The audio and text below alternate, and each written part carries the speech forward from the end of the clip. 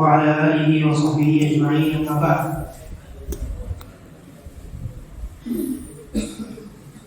قال الله عز وجل: يا أيها الذين آمنوا اجتنبوا كثيرا من الظن إن بعض الظن إثم ولا تجسسوا ولا يغتب بعضكم بعضا أيحب أحدكم أن يأكل لحم أخيه ميتا فكرهتموه واتقوا الله إن الله تواب رحيم. یہ سورہ حجرات کی آیت ہے. اس سورہ میں اللہ تبارک و تعالیٰ نے مسلمانوں کو کئی آداب سکھلائے ہیں. خاص کر کے جن آداب کا تعلق بولنے سے ہے، کلام کرنے، گفتگو کرنے سے ہے، آواز دینے سے ہے، جن آداب کا تعلق انسان کی اپنی ذاتی مجلسوں سے ہے، خاص کر کے ان آداب کو اللہ رب العالمین نے اس سورہ میں بیان فرمایا ہے. آپ دیکھیے اس سورہ کی ابتدا میں اللہ تبارک و تعالیٰ نے نبی اکرم صلی اللہ علیہ وسلم کی آواز پر اپنی آواز کو بلند کرنے سے منع فرمایا.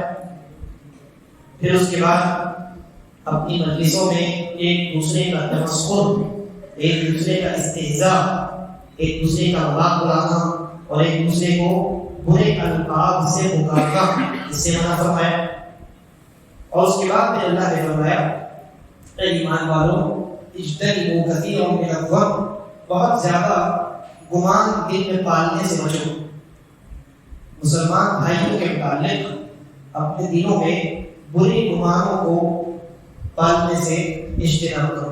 برے خیالات، بری باتیں کہ فرع تو ایسا ہے، فرع ایسا ہے، فرع کے متعلق ہمارا دل گندا ہو جائے، اس چیز سے اللہ رب العالمین نے منع کیا. اس لیے کہ کچھ گمان ایسے ہوتے ہیں جو انسان کو گنہگار کر دیتے ہیں. بدگمانیاں جو ہوتی ہیں وہ انسان کو گناہ میں مبتلا کر دیتی.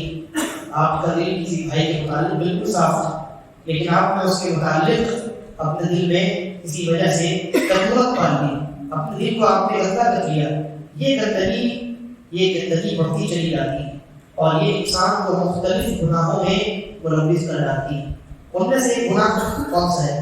آگے اللہ رب العالمین نے تذکرہ کیا: ولا تجسسوا. میں نے تو یہ کہا کہ آپس میں ایک دوسرے کی جاسوسی مت کیا کرو.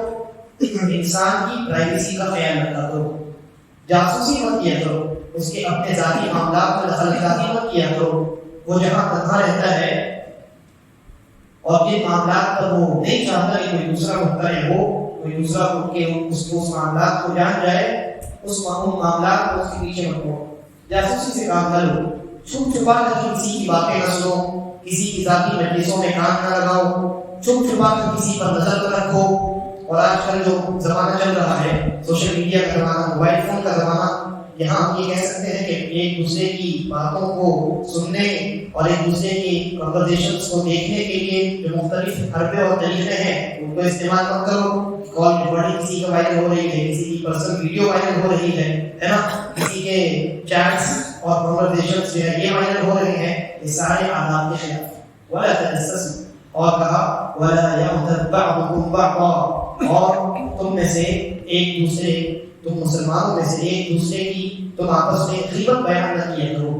یعنی غیبت آگے اللہ نے کیا فرمایا دیکھ لیتے ہیں: ولا یغتب بعضکم بعضا ایحب احدکم ان یأکل لحم اخیہ میتا. کیا تم یہ چاہتے ہو کہ تم اپنے بھائی کا گوشت، مردار بھائی کا گوشت تم کھا جاؤ؟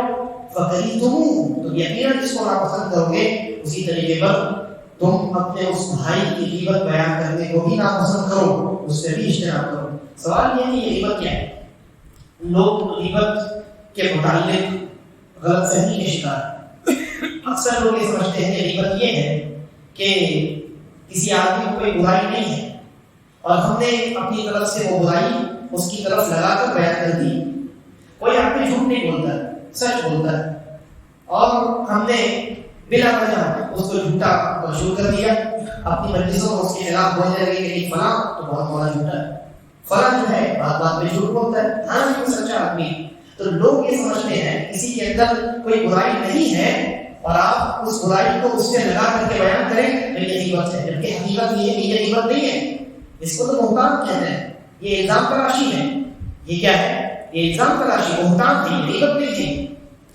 یہ بھی بہت بڑا گناہ ہے. اور جہاں اس آیت میں جس چیز کے بارے میں بیان کیا جا رہا ہے وہ ایک الگ چیز ہے. اور وہ کیا ہے؟ وہ یہ ہے کہ کسی کے اندر کوئی خرابی ہے، کسی کے اندر کوئی برائی موجود ہے، اور اس برائی کو آپ لوگوں کے سامنے بیان کرتے ہیں. یہی نبی اکرم صلی اللہ علیہ وسلم سے صحابی نے پوچھا کہ غیبت کیا ہے؟ تو اللہ کے نبی صلی اللہ علیہ وسلم نے ایک جملے میں اس کی تعریف بیان فرمائی، ڈیفینیشن آپ سے بیان فرمائی. کہا ذکر کا اخاک بما یکرہ، اپنے بھائی کا تذکرہ تم ایسے انداز میں کرو کہ جسے وہ ناپسند کرتا ہو. کسی آدمی، کسی مسلمان بھائی کا تذکرہ برے انداز میں کیا جائے یا ایسے انداز میں کیا جائے کہ جس انداز کو وہ آدمی ناپسند کرتا ہے، اچھا نہیں لگتا اس کو، کہ اس کا تذکرہ ان الفاظ میں کیا جائے یا ان اشاروں میں کیا جائے. یاد رکھیے غیبت میں جہاں زبان کا استعمال ہوتا ہے وہی اشاروں کا بھی استعمال ہوتا ہے. تو غیبت صرف زبان سے نہیں ہوگی، اشاروں سے بھی غیبت ہوگی. تو غیبت کا معنی کیا ہوا؟ کسی آدمی کے اندر کوئی خرابی ہے اور اس خرابی کو ہم مجلس میں بیان کریں. اس خرابی کو، کسی آدمی کا تذکرہ ہم برے انداز میں اپنی مجلسوں میں کریں، یہ غیبت ہے. وہ برائی لاکھ اس کے اندر موجود ہے، لیکن اس کا یہ مطلب نہیں ہے کہ آپ اس برائی کو 10 لوگوں کے سامنے بیان کریں اور اس کو جائز سمجھیں. اگر آپ اس کو نصیحت کرنا چاہتے ہیں تو ذاتی طور پر اس کو نصیحت کیجیے، لیکن اس کی برائی کو 10 لوگوں کے سامنے بیان کرنا اس کی اجازت شریعت نہیں دیتی. تو یہ بھی بات ہے، ذکر کا اخاک بما یکرہ، اپنے بھائی کا تذکرہ آپ ایسے انداز میں کریں جس کو وہ پسند نہیں کرتا ہے. تو یا تو اپنے زبان سے الفاظ ایسے استعمال کیے کسی کے بارے میں کہ جن الفاظ کو اپنے لیے پسند نہیں کرتا ہے. آپ نے کہا کہ فلاں آدمی بڑا بیکار آدمی، ہاں ٹھیک ہے، بیکار آدمی ہو سکتا ہے، لیکن کیا وہ چاہے گا کہ آپ اس کو بیکار آدمی بول کر کے اپنی مجلس میں اس کا تذکرہ کریں؟ نہیں چاہے گا. کسی آدمی کے اندر کوئی خرابی ہے، لیکن کیا اس کا یہ مطلب ہے کہ وہ آدمی جو ہے آپ اس آدمی کا تذکرہ اپنی مجلس میں اس خرابی کے ساتھ کریں؟ نہیں، ہرگز نہیں. یہی غیبت ہے. اور اللہ کے نبی صلی اللہ علیہ وسلم نے، اللہ تبارک و تعالیٰ نے اس آیت کریمہ میں اسی عمل سے منع فرمایا ہے. بہتان تو اپنی جگہ ہے، یہ غیبت ہے، اس سے اللہ رب العالمین نے منع فرمایا. اور کتنی خطرناک تشبیہ اللہ رب العالمین نے دی ہے. ایک آدمی اپنے مرے ہوئے بھائی کا گوشت کھانا پسند کرتا ہے. زندہ بھائی کا گوشت کھائے گا کوئی؟ نہیں کھائے. تو بتائیے مرا ہوا کوئی بھائی ہے اس کا گوشت کو کھانا کیسے پسند کرے گا؟ اللہ تبارک و تعالیٰ نے غیبت کے عمل کو، مرے ہوئے گوشت کو، مرے ہوئے بھائی کے گوشت کو کھانے سے تشبیہ دی ہے. یہ اس بات کی دلیل ہے کہ اس طریقے سے انسان کے نزدیک اپنے مرے ہوئے بھائی کا گوشت کھانا سخت ناپسندیدہ ہے، اسی طریقے پر اپنے زندہ بھائی کی غیبت کرنا شریعت کی نظر میں ناپسندیدہ ہے. اس لیے اس عمل سے اجتناب کرنا چاہیے. تو غیبت جو ہے زبان سے بول کر کے بھی ہوتی اور اشارے سے بھی ہوتی. اشاروں سے، ہاتھ کے اشاروں سے، چہروں کے اشاروں سے، سر کے اشاروں سے بھی غیبت ہوتی. ایک مرتبہ عائشہ رضی اللہ عنہا نے ایک صحابیہ کے متعلق تذکرہ کیا اور کہا کہ وہ جو ایسے یعنی ہاتھ سے اشارہ کیا کہ ان کی عمر کم ہے نا.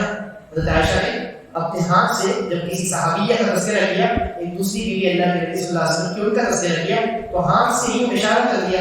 اللہ کے نبی صلی اللہ علیہ وسلم نے یا عائشہ، اے عائشہ تم نے غیبت کر دی. اور تمہاری اس غیبت کو، اس طرح کے الفاظ ہیں حدیث کے اندر، اگر سمندر میں یا مدینے کے پانی میں ملا دیا جائے تو وہ پورا پانی گندا ہو جائے. اسی طرح کے الفاظ اس حدیث کے اندر ہیں. تو غیبت جو ہے یہ زبان سے بھی ہوتی ہے اور اشاروں سے بھی ہوتی. کبھی کبھی انسان زبان سے کسی کا تذکرہ صراحتاً نہیں کرتا لیکن کنایتاً کرتا ہے. کہتا ہے کہ وہ صاحب اگر سامنے والا سمجھ گیا، آپ جانتے ہیں کہ اگر میں کہوں کہ وہ صاحب اور سامنے والا اس صاحب کو سمجھ جائے، اس آدمی کو پہچان لے گا، تو یہی بس گرچہ آپ نے اس کا نام نہیں لیا، آپ نے اس کا نام نہیں لیا، نہ آپ نے اشارہ کیا، آپ نے ایک برائی کا تذکرہ کیا اور پھر آپ نے اپنے الفاظ کو اس طریقے سے آپ نے ادا کیا کہ سامنے والا آدمی جو ہے وہ سمجھ جائے. تو یہ بھی غیبت ہے. کسی بھی طریقے سے کسی مسلمان بھائی کو برے انداز میں ذکر کرنا یہ غیبت ہے اور شریعت کی نظر میں سخت گناہ کا عمل ہے، سخت ناپسندیدہ عمل ہے. اس لیے اس عمل سے اپنی مجلسوں کو پاک رکھنے کی ضرورت ہے. اللہ تبارک و تعالیٰ ہم تمام کو نیک سمجھ کی توفیق عطا فرمائے اور ہم تمام کو خاتمہ ایمان اور اسلام